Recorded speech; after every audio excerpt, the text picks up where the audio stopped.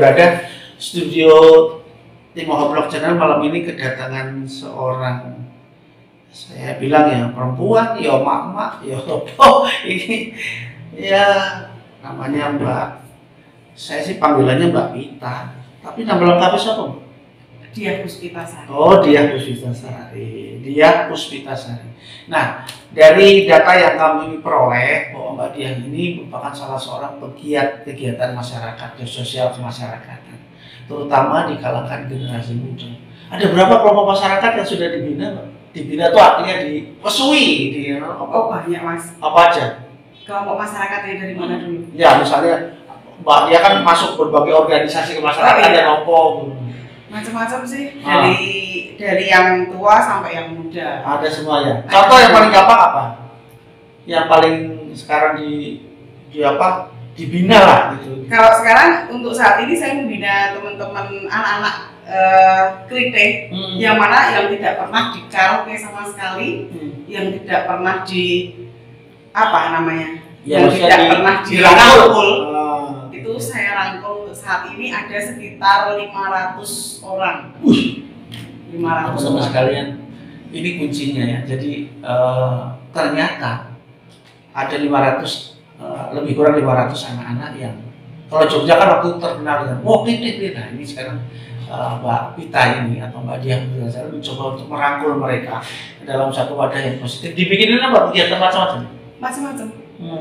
Baksos ada, terus pokoknya kegiatan sosial yang mereka pada akhirnya bisa menjadi baik, bukan menjadi buruk. Karena ketika mereka tidak bisa menjadi baik, saya nggak bisa membina mereka dan melibatkan mereka di organisasi yang saya bina sekarang. Karena saya di situ sebagai pembina, katakanlah saya sebagai emaknya mereka, ibu asuhnya.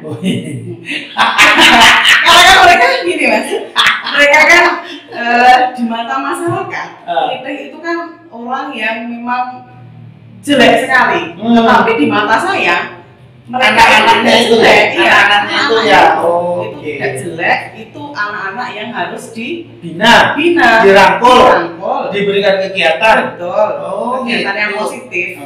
Karena ketika saya bertanya ke mereka, kenapa kamu menjadi pelaku klite? Pasti mereka ngomong, saya ada masalah. Dan masalah saya itu tidak bisa saya ceritakan dengan orang. Karena ketika saya ceritakan dengan orang, masalah itu akan melebar. Sedangkan broken home, masalah sama teman, dan lain-lain. Sebetulnya itu mereka malah awalnya itu nggak punya teman, Mas. Dikucilkan, dibully. Teman-teman, informasi yang cukup menarik dari Mbak Pita bahwa para pelaku klite itu ternyata backgroundnya memiliki masalah, baik masalah keluarga yang broken home, kemudian ada masalah teman sampai masalah yang lain-lain. Nah sekarang saya mencoba untuk lebih jauh. Biasanya usia mereka berapa, Mbak Pita? Masih kecil, 16 tahun. Masih statusnya pelajar ya? Pelajar semua. Harusnya sekolah ya? Harusnya sekolah. Oke, sebentar. Nah, ini saya mau tanya ini. Ini kita ngomong soal konsep pendidikan ya, konsep pendidikan kita itu. Kalau Mbak Pita amati itu konsep pendidikan kita atau hasil dari pendidikan anak-anak kita itu, kalau kita orang Jawa nih. Nah, kalau menurut pengamatan Mbak Pita itu gimana konsep pendidikan, maksudnya kebudayaan, sopan santun dan segala macamnya itu bagi anak-anak kita sekarang gimana, Mbak? Kalau konsep pendidikan yang di anak-anak kita yang di bawah itu, menurut saya hilangnya budi pekerti yang ada di mereka. Hilangnya budi pekerti. Kata kunci hilangnya budi pekerti. Ya, budi kemana, pekerti kemana? bukan itu, bukan budi pekerti satu rangkaian kata. Budi pekerti. Nah, kok bisa hilang tuh gimana? Kok Mbak Pita misalnya tuh anak itu kok hilang budi pekerti? Iya, karena sekarang gini Mas. Di masing-masing tempat, kalau orang Jawa mengatakan unggah-ungguhe cah cilik itu selama ngomong tua gitu kan. Seperti halnya gini contohnya, ketika jalan di depannya orang tua itu tidak pernah monggo Pak, monggo Bu, jalan langsung. Itu nggak ada, budi pekertinya nggak ada. Ini kan menyangkut pendidikan nih Mas. Guru ini ngajari piye gitu loh. Kok ngerti kalau yang menunggu. Mosok pelajaran bahasa Jawa yang dimana diajarkan di sekolah dasar, apakah itu tidak disampaikan? Unggah-ungguhe wong Jawa ora ditekanke apa gimana gitu? Oke, Pak, kami dinas pendidikan. Jadi gini. Nah sekarang pertanyaan saya Mbak Pita, sederhana saja. Apa yang membuat mereka kok menjadi kehilangan konsep budi pekerti? Oke, tadi sekolah atau faktor lain ada nggak? Faktor lain mungkin hilangnya pelajaran yang diajarkan oleh Ki Hajar Dewantara ya. Oke. Yang dimana di situ dinamakan Tri Pusat Pendidikan. Oke. Satu. Pendidikan. Kan ada 3 itu mas. 1 sekolah, 2 masyarakat, 3 keluarga. Oke. Bukan cuma sekolah saja, tetapi dari masyarakat dan keluarga itu akan menjadikan tumbuhnya budi pekerti di masing-masing lingkungan gitu loh. Oh, berarti 3 komponen yang kata Ki Hajar di pusat pendidikan itu harus bersama-sama ya? Iya, harus, itu ya? Harus bersinergi. Kata-kata kalau sekarang ya, harus bersama-sama. Kalau sekarang hilang mas. Kenapa? Saya juga nggak tahu. Apa pengaruhnya kenapa? Apa karena modernisasi atau apa? Sepertinya seperti itu kayak ya mas ya. Yo, HP gitu kali ya. Oke. HP wes pinter mas. Orasan dedak. Orasan dedak kita belajar dari buku. Perpustakaannya Selapayu karena HP kan sekarang. Orang baca itu sudah tidak pernah gitu loh. Mau coyang ya belum jilid. Kalau nilai buku dan perpustakaan angel gitu loh. Saiki. Mbak Pita ini lebih fasih berbahasa Jawa karena orang Jawa.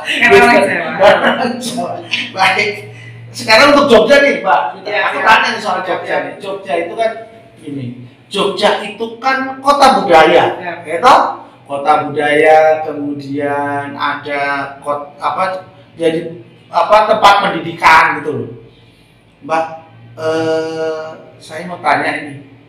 Kalau, nah sekarang seandainya, jadi konsep pendidikan kata Mbak Pita tadi yang Tri Pusat itu kan harus dilakukan, Mbak. Iya.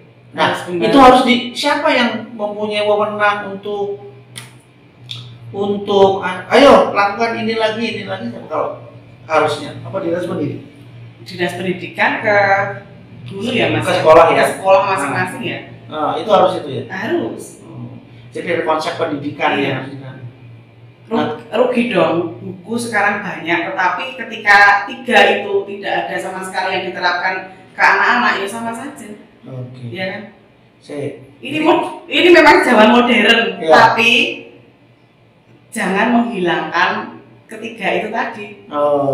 Tri Pusat Pendidikan. Aku tak takon ini. Pembuat kebijakan itu adalah pemerintah bersama dengan anggota dewan. Pertanyaan saya Mbak Pita, lalu apa sebetulnya tugas kalau misalnya Mbak Pita jadi anggota dewan, Mbak Pita mau melakukan apa ini untuk pendidikan, untuk kritik, untuk apa? Ya mungkin memperbaiki sistem yang dimana sistem itu hilang. Seperti tadi yang saya bilang, kita harus mengembalikan budi pekerti yang dimana sekarang budi dan pekerti itu cerai mas. Oh cerai? Iya. Waduh, saya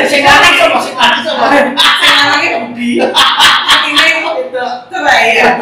Makanya kan itu hilang gitu. Hilang. Jadi tugasnya itu. Ketika mereka kehilangan budi pekerti, terjadilah anak-anak yang tidak bisa dibina itu tadi. Kemudian mereka melakukan, nah ini ada berkesinambungan mas Ako. Harus ditemukan lagi ya? Ditemukan lagi. Ditemukan lagi. Mudah-mudahan wakil rakyat ke depan mampu ya untuk mempertemukan gitu ya. Harusnya. Bisa ya? Kita cari bareng-bareng. Cari budi, aku tak cari pekerti. Iya. Budinya di mana? Pekertinya di mana? Hilang di mana? Baik teman-teman sekalian, tidak terasa kita sudah 15 menit ini untuk berbincang. Kita akan berbincang lagi dengan Mbak Diah Puspitasari untuk seri-seri yang akan datang. Misalnya nanti saya pengen Mbak Pita itu ngobrol lah soal apa gitu. Terutama Bina ini masih belum kita dalami lagi soal klite. Mudah-mudahan konsen ya di klite ya. Konsen. Jadi 500 anak banyak ya? 500 sekian. Banyak sekali ya. Oh.